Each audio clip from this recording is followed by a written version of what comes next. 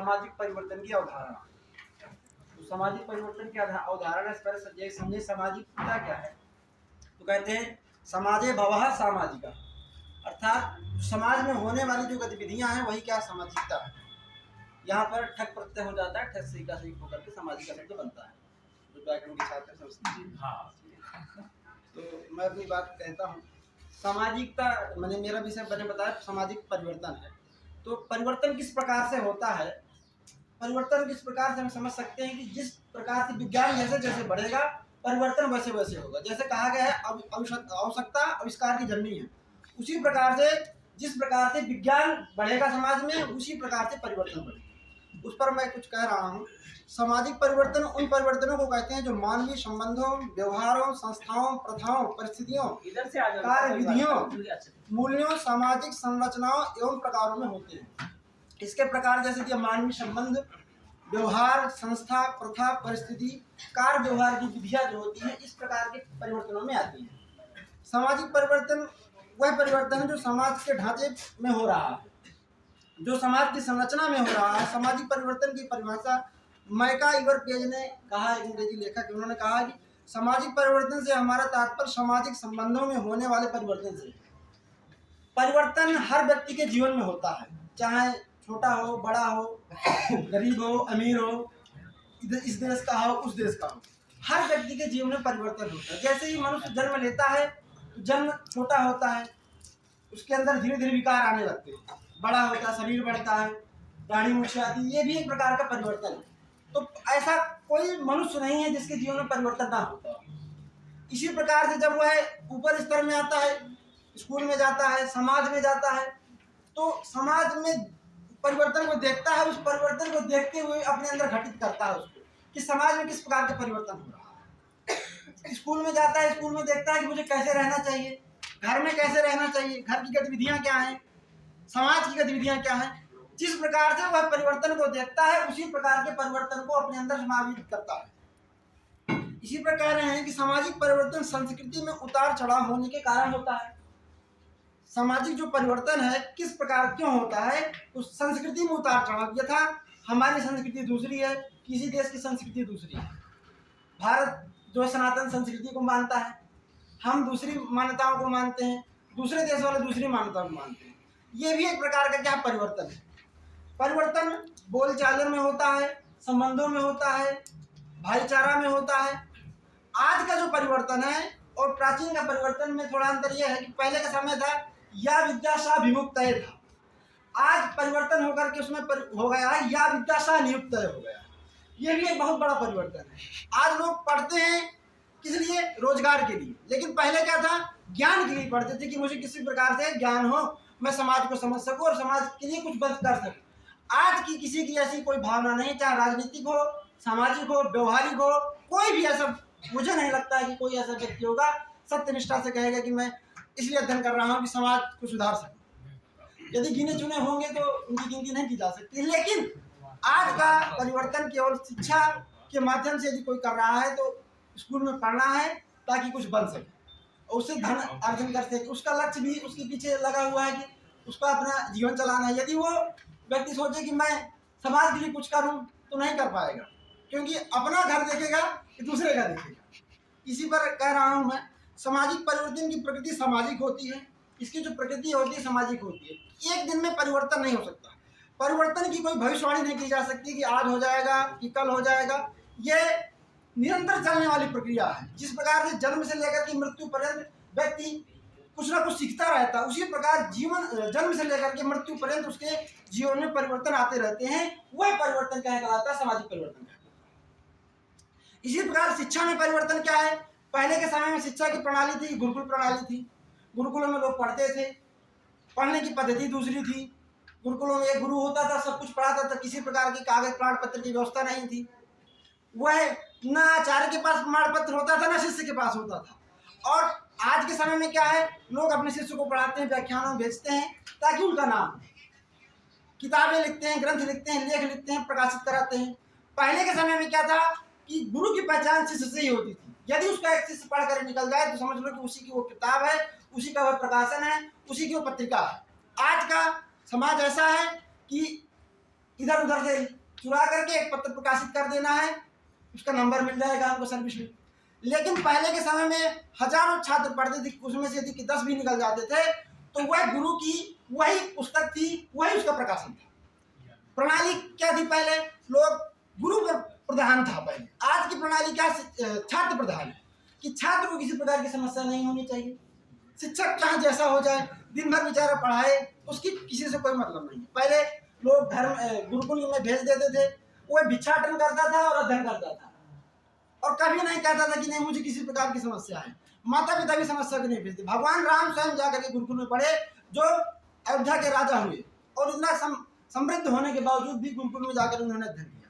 किसी को भी देख लीजिए, विवेकानंद जी को देख लीजिए, दयानंद जी को देख लीजिए, किसी को भी देख लीजिए, सारे जितने महापुरुष ऋषि हुए सभी ने गुरुकुल प्रणाली से अध्ययन किया और समाज के आदर्श बने। आज के समय में यहाँ इस पद्धति से पढ़ करके मुझे नहीं लगता है कि दयानंद की तरह कोई आदर्श बना होगा या बनेगा, ये भी मैं ऐसा कह सकता हूँ। सामाजिक परिवर्तन एक सार्वभौमिक घटना है।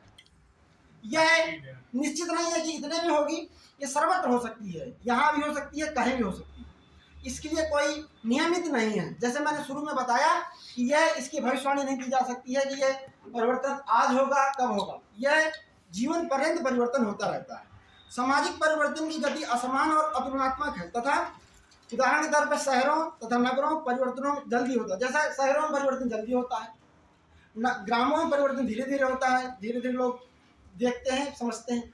आज परिवर्तन का कारण क्या है कि लोग चलचित्र के माध्यम से, टीवी के माध्यम से, फोन के माध्यम से परिवर्तन करते हैं।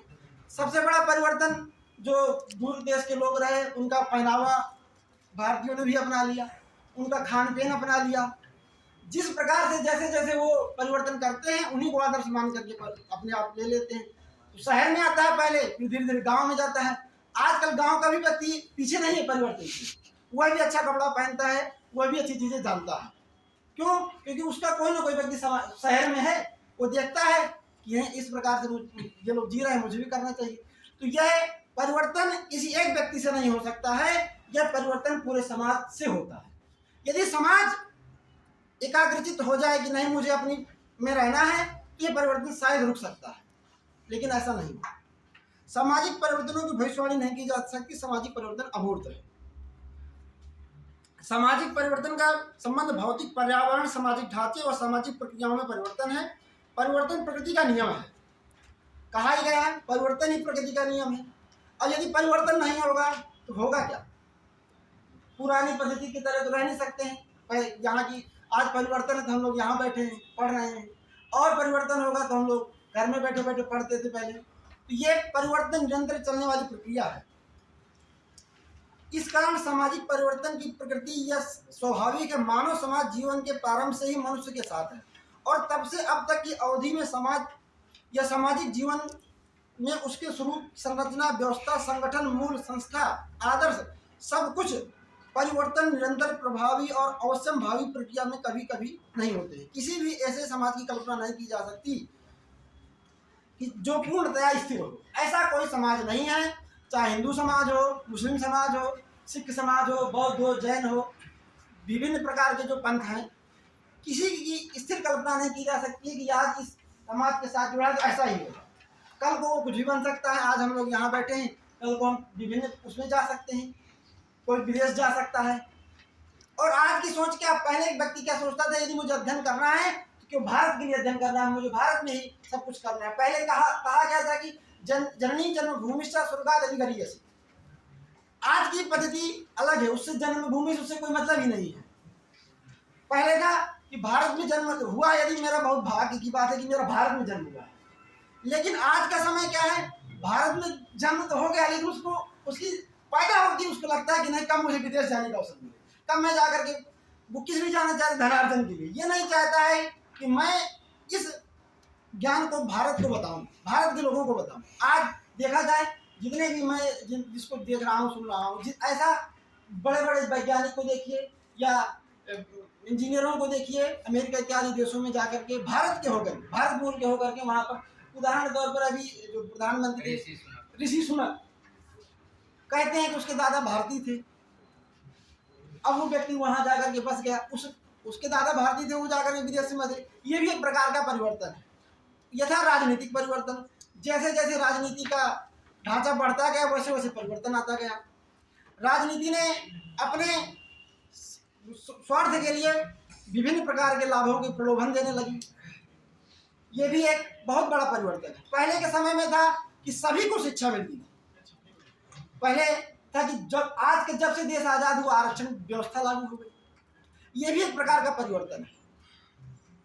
अगर ये परिवर्तन नहीं होगा, इसको सरकार धीरे धीरे अपने लाभ के लिए बढ़ाती गई, 10 वर्ष 20 वर्ष अभी तक चल रहा है, सबको लाभ मिल रहा है। लेकिन यदि जिस दिन इन सब परिवर्तनों पर सरकार का नियंत्रण है, क्योंकि हम कुछ चीजें जो हमारे हाथ में हैं जिसको परिवर्तन होना ही होना है, लेकिन कुछ चीजें ऐसी हैं जो शासन के अधीन है।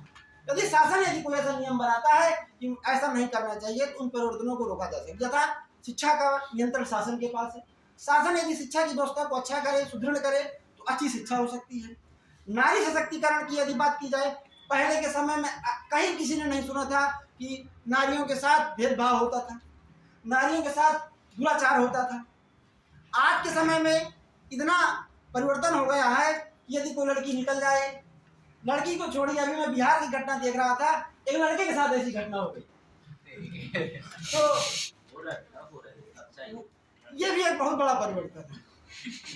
ये सामाजिक, क्योंकि समाज से जुड़ा है। मैंने शुरू में बताया समाज में होने वाला परिवर्तन ही सामाजिक परिवर्तन है। तो वह विभिन्न प्रकार के परिवर्तन से हो सकता है।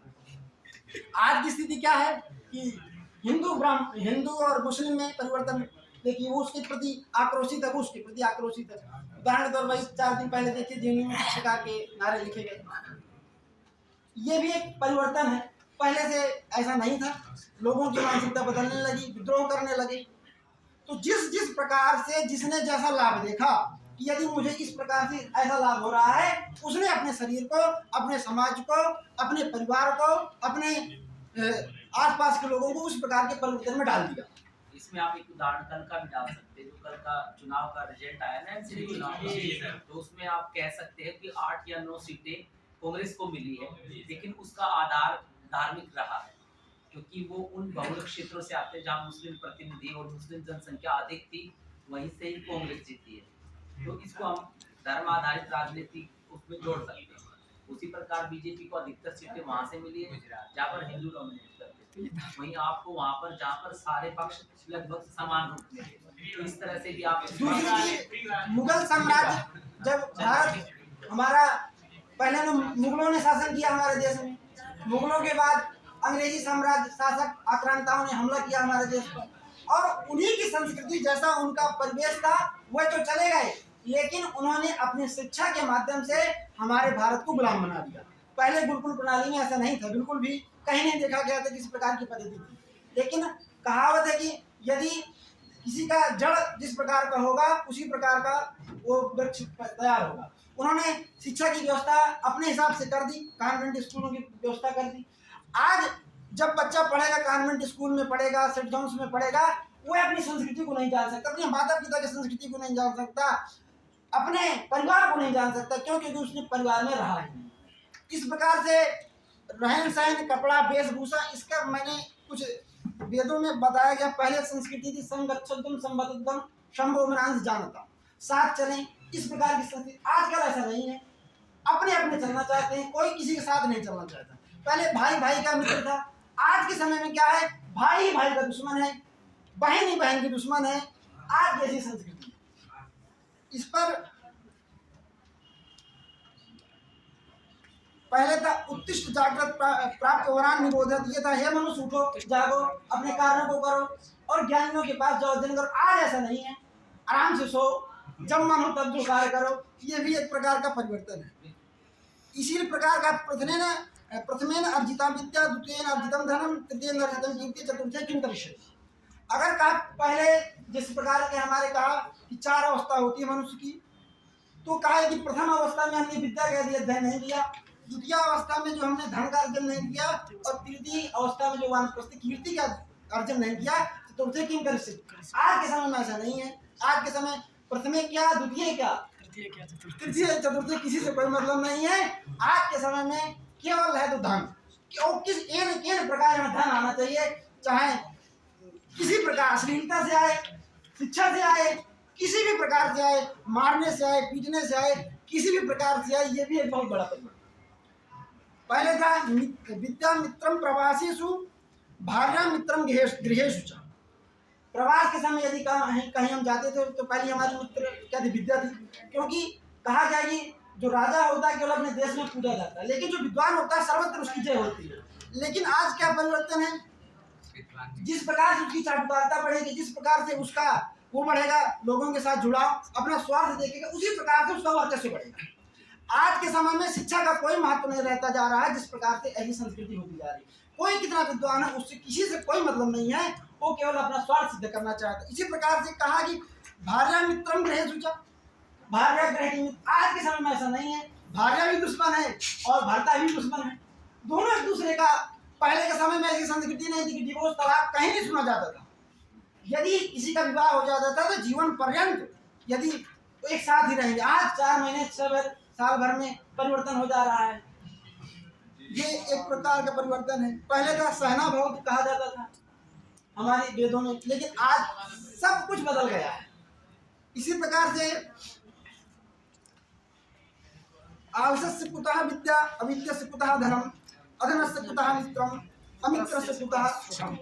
इस प्रकार की मैंने आलसी व्यक्ति को विद्या कहाँ है।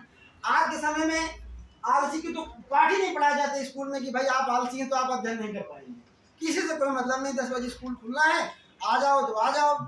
क्यों? उनको क्या तात्पर्य है, केवल आपके धन से तात्पर्य है, ना कि आपकी शिक्षा से।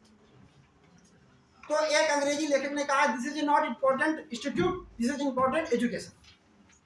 आपका विद्यालय, आपका संस्था आपको बढ़ा नहीं सकती है, आपकी शिक्षा ही आपको गौरव महसूस करा सकती है। इसलिए कभी किसी भी व्यक्ति को इस पर गौरव नहीं करना चाहिए कि मैं इस इंस्टीट्यूट में, इस विद्यालय में, महाविद्यालय में पढ़ रहा हूँ इसलिए मैं अच्छा हूँ। उसकी विद्या ही उसका सर्टिफिकेट है, क्योंकि उसकी शिक्षा यदि है तो कहीं पढ़े, उससे किसी से कोई। प्राचीन समय में कोई विद्यालय नहीं होता था, कोई स्कूल नहीं होता था, लोग एक गुरु से पढ़ते थे, किसी भी प्रकार की कोई डिग्री नहीं दी जाती थी, लेकिन उनका ज्ञान ही उनका सब कुछ था। और उस ज्ञान के माध्यम से, उदाहरण के तौर पर विवेकानंद जी को देखिए, दयानंद जी को देखिए, कहीं इन्होंने किसी भी प्रकार का प्रमाण पत्र नहीं अर्जन किया कि नहीं मैं फलाने विश्वविद्यालय से पढ़ा, और अपने ज्ञान के बल पर इतनी बड़ी संस्कृति को इन्होंने बनाया। इसी के साथ मैं अपनी बात को विराम देता हूँ। धन्यवाद।